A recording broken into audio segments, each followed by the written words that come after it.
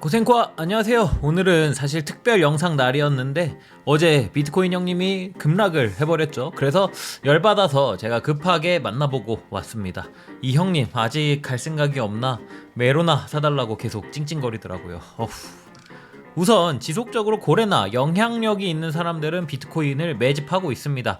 엘 살바도르의 대통령 나이브 부켈레는 100개의 비트코인을 추가로 매수했다고 합니다. 지난 10월 28일 59,000달러에서 420개의 매수를 하고 약 한 달 만에 추가 매수를 하였습니다. 사실 공포에 사야죠. 어제 그리고 오늘 시장이 느낀 공포 지수는 엄청났을 거라고 생각합니다. 현재 공포 탐욕 지수는 21. 그리고 제 지인들과 제가 간간히 채팅을 치는 오픈 카톡방을 보면 공포 그 자체였습니다. 많은 사람들이 힘들어하는 모습을 보이고 저도 많이 힘들었습니다. 하지만 가만히 이런 생각을 해봤어요. 20년 초 코로나로 인하여 경제뿐 아니라 우리 삶 자체가 많이 바뀌었다고 생각합니다. 하지만 이런 질병 하나로 인하여 가상자산 시장의 펀더멘털이라든가 이 모든 것이 0으로 가버린다? 그렇게 생각하진 않습니다. 만약 여기서 비트코인이 단순한 질병에 의하여 대하락을 맞이한다? 후손의 역사에 재미있는 이슈로 남을 사건이 아닐까 싶습니다. 갈 겁니다. 갈 거예요. 11월 27일 저는 코인 생존기의 김비트입니다. 어제 오늘 힘드시겠지만 오늘도 힘내서 출발하겠습니다. 가자!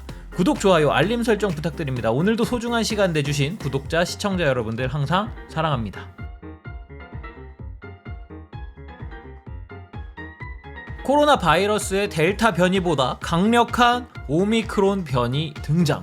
사실 어제까지는 누 바이러스였고 WHO에서 정식 이름을 오미크론 변이라고 정의했습니다. 그런데 왜 떨어졌냐? WHO에서 이 오미크론을 우려 변이 바이러스로 지정했습니다. 그럼 우려 변이 바이러스란 무엇이냐? 간단하게 이야기를 해보면 변이 바이러스는 우리가 이미 맞은 백신의 범주 안에 있는 놈들이라면 우려 변이 바이러스는 백신? 그게 뭔데? 너네 다 죽어볼래? 하는 놈이라고 생각하시면 됩니다. 그러니까 백신을 무시해버린다는 거죠. 다시 시장은 닫힐 수 있고 그렇게 되면 또 현실 경제에도 영향을 미치겠죠. 코로나 팬데믹이 또 올 수도 있다는 생각을 사람들이 하기 시작한 것 같습니다. 그로 인하여 미국 뉴욕 증시는 올해 들어 가장 큰 폭으로 급락을 보였고 유럽 주요 증시도 폭락했습니다. 비트코인을 포함한 가상자산과 원유까지 폭락을 피할 수는 없었죠. 블랙 프라이데이에 코인까지 할인된 가격으로 살 수 있을 줄은 몰랐습니다.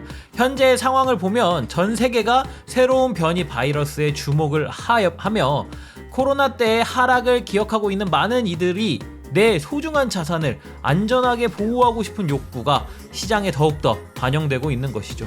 이번 오미크론 변이 바이러스가 코로나보다 더 위험할지, 치사율이 더 높을지, 그리고 정말 코로나보다 더욱더 경제에 큰 충격을 줄지는 모르겠지만 시장은 이미 한 대 맞아봤기 때문에 그에 대한 과거의 기억으로 이미 움츠려들고 있어 보입니다. 그리고 그런 생각이 많아진다면 그것이 재차 추가 하락을 불러일으킬 가능성도 있다고 생각합니다. 리스크를 조절해야 할 시기는 맞습니다. 다만 위기의 순간은 항상 기회였고 내가 아는 악재는 호재라는 말도 있습니다.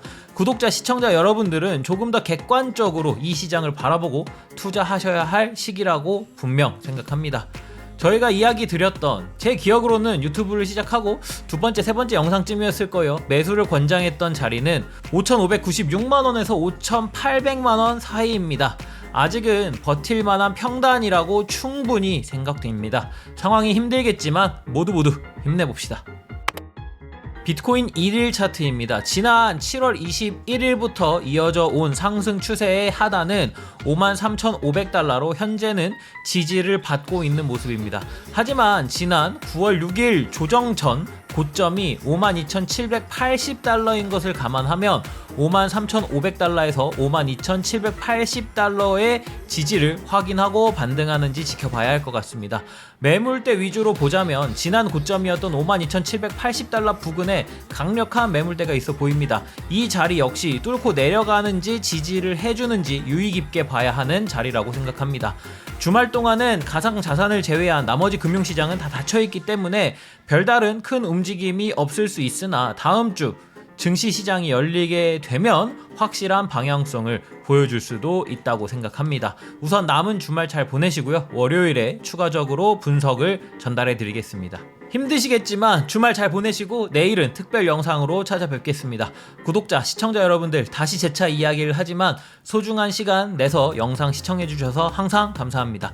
제 영상을 한 분이라도 봐주시는 분이 계시다면 코인 생존기는 그날까지 여러분과 함께 할 겁니다. 쭉